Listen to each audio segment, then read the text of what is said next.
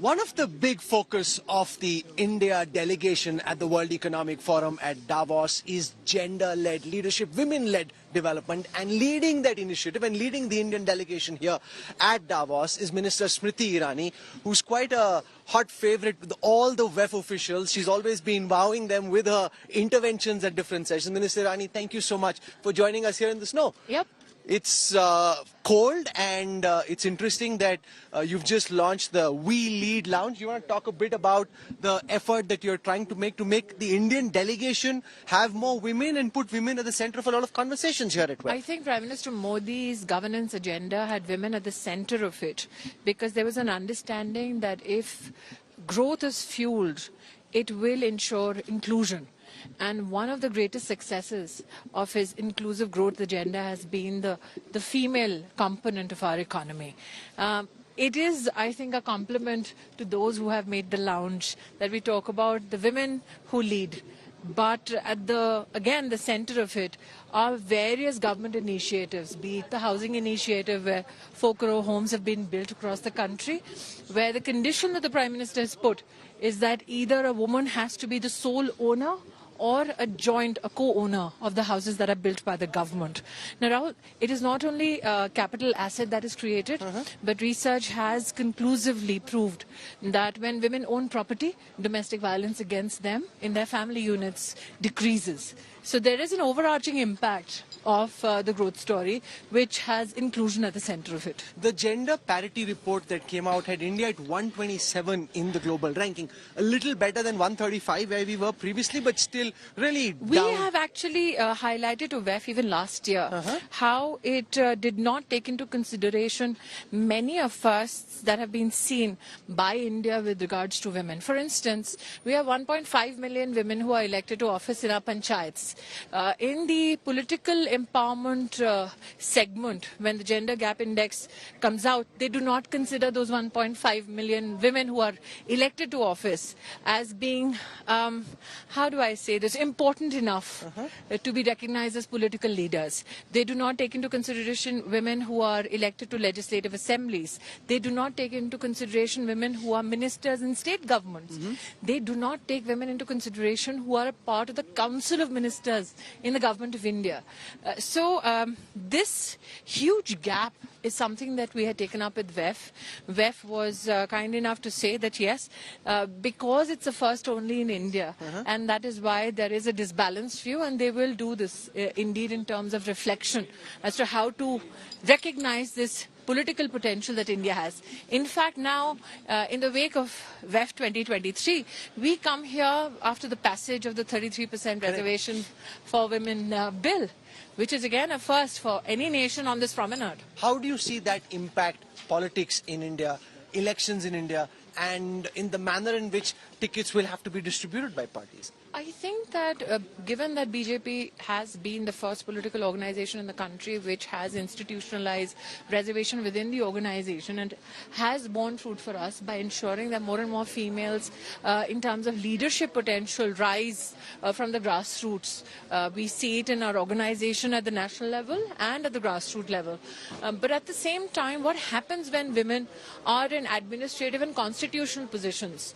This spend of the taxpayers' money is then directed to issues predominantly of education, health, building social infrastructure, ensuring livelihoods at the grassroots. So given what happens when women are politically empowered, and again, from an SDG perspective, women doing well, serving the cause of larger communities, I think it's a win-win, not only for women, but also men, children alike. But you've seen in politics, one of the things that's often said is that women aren't electable, or you can't get them to win easily. If there is one woman that you've been speaking to who became electable from one of the toughest political constituencies in the country, I think I humbly would like to submit that I'm point in case one of the examples that we become electable from some of the toughest demographies and political legacies of the country. From the gender agenda, ma'am, I want to shift focus for a moment to the India agenda. Yes. And talk to you a bit about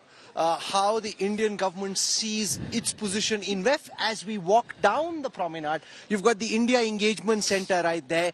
There is CII, Maharashtra, Telangana, Tamil Nadu. It almost seems like India was more than Davos. I think that today when people look at the Indian experience, what do they see? In the wake of the pandemic, we did not hold supply chains hostage for geopolitical reasons. We helped not only provide pharmacological support to our countrymen, women and children, but we did so for the world. We innovated with a back to the wall, very frugally. Apart from that, our successes with regards to space technology, the depth of our digital engagement, not only financially, but also socially, I think gives the world much to wonder about, much to celebrate. If you look at the promenade today, one of the prominent agendas here is not only renewable energy, but also AI predominantly. The fact that India leads the AI alliance right now globally, I think brings a huge cause for the world to converge, especially towards India. Why? Because we are creating a consciousness and a conscientious use of AI. The Prime Minister speaks about AI not only from the perspective of how it helps, let's say, manufacturing, how it helps businesses, but how can we leverage our educational potential better with AI. But at the same time, be responsible enough to ensure that AI products are watermarked. No, so so that I want where to the come to source. that because in the annual risks report that the World Economic Forum has come out with, the misuse of artificial intelligence in an election context is cited as the #1 global risk this year, and India is heading into elections. The Prime Minister has spoken about this publicly. How do you and the government see this? The Prime Minister has articulated his position on deep fakes, and when he was addressing the alliance, he spoke about the need to generate watermarks for AI products.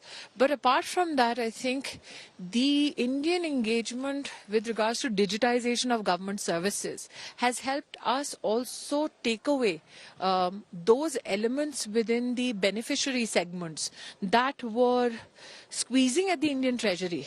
But as a part of a larger false premise, the fact that in 10 years of Modi's government, we had close to 10 crore fake beneficiaries that and saved around 2.5 lakh crores of the Indian treasuries, I think that speaks volumes. Today, when you look at even our voter engagement to the Election Commission of India, the fact that we have identification digitally now assured of our voters, so that booth capturing are things of the past, but the fact that our democracy has digitally delivered on services for beneficiaries, digitally delivered on democratic engagements between the Election Commission of India and the larger populace that is to go to vote.